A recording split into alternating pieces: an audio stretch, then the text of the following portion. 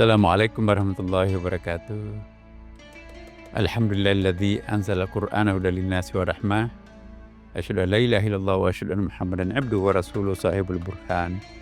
Allahumma shalli wa sallim alaihi. Para pemirsa yang dimuliakan Allah Subhanahu wa taala.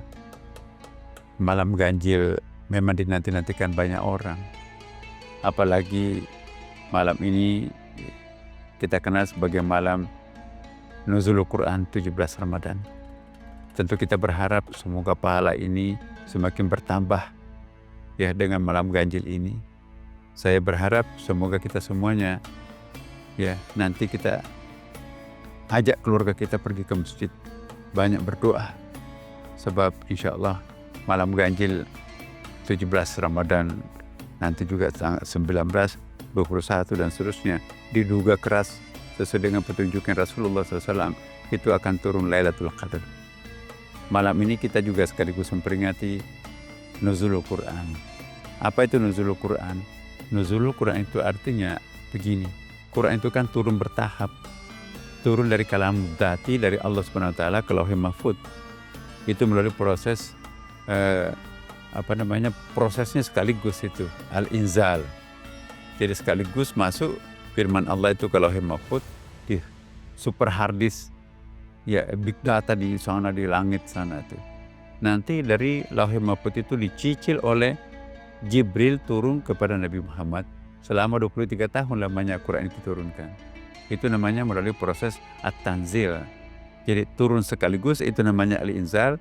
Turun sedikit demi sedikit ya, mulai dari Iqra bismi rabbika surah Al-Alaq itu dan terakhir nanti itu sampai kepada al-yawma akmaltu lakum dinakum wa atmamtu alaikum ni'mati.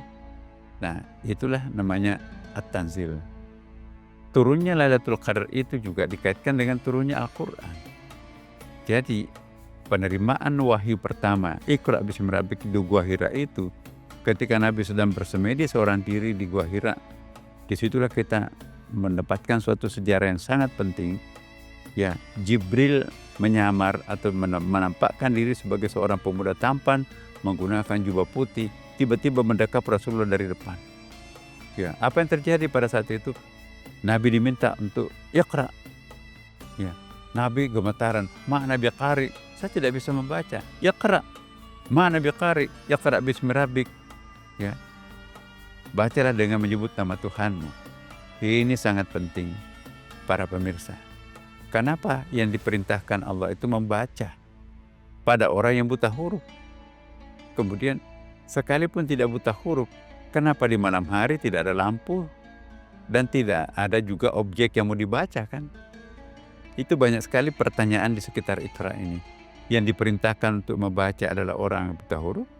Yang kedua di malam hari nggak ada lampu. Yang ketiga nggak ada kitab yang mau dibaca. Ya, tapi bertubi-tubi Iqra sampai 4 kali loh itu. Nah, ternyata yang harus dibaca itu bukan hanya Quran seperti ini, tapi Quran itu ada 2 macam. Apa artinya Quran? Quran itu artinya himpunan. Segala sesuatu yang terhimpun menjadi satu itu bahasa Arabnya Quran.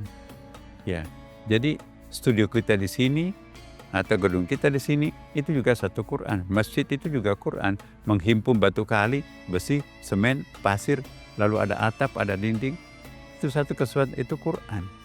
Pohon itu juga Quran, menghimpun atau himpunan, ada akarnya, ada batangnya, ada rantingnya, ada daunnya, ada buahnya. Itu satu kesatuan. Manusia juga Quran kan. Ada benda padatnya, ada benda gasnya juga kan, benda cairnya. Manusia itu Quran utuh, kenapa? Karena menghimpun seluruh intisari daripada makrokosmos. Ada unsur tanahnya kan, ada unsur malaikatnya juga, ada nuraninya kan, ada unsur iblisnya, ada unsur setannya juga, nafsunya kan. Jadi hati-hati, manusia itu serba bisa itu. Bisa seperti malaikat, bisa juga seperti iblis. Jadi utuh benar. Itu dari akar kata Quran menjadi, dari kata qara menjadi Quran itu himpunan. Jadi ada Quran, ada dalam bentuk takwini alam semesta ini. Sanurihim ayatina fil afaki, kami bentangkan ayat-ayat kami dalam bentuk alam semesta. Jadi langit itu Quran, laut itu Quran, pohon itu Quran, binatang itu Quran, manusia itu Quran. Quran dalam pengertian dibaca.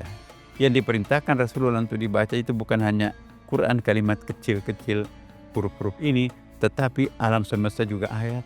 Ini juga kumpulan ayat. Ya.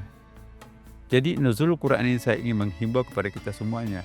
Jangan hanya pintar membaca Al-Quran seperti ini namanya Quran tadwini. Quran yang diturunkan melalui Jibril. Tapi kita harus juga mampu membaca Quran takwini, Quran yang tampak dalam bentuk alam semesta. Ya kan?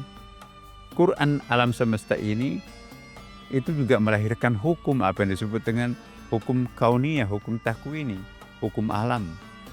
Apa yang dimaksud hukum alam? Misalnya, segala benda yang dijatuhkan itu akan jatuh ke bawah. Kenapa? Karena gravitasi kan. Api itu panas, itu hukum alam tuh.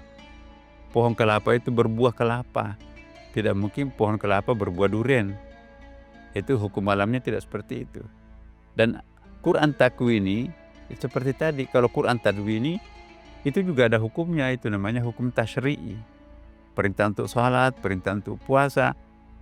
Jangan berzina, jangan melakukan perampokan, pencurian, korupsi. Itu semuanya ada di sini nih. Itu namanya hukum takwini. Jadi Quran tadwini melahirkan hukum tasyri'i. Quran takwini dalam bentuk alam semesta melahirkan hukum alam. Jadi dua-dua hukum ini harus dilakukan oleh manusia.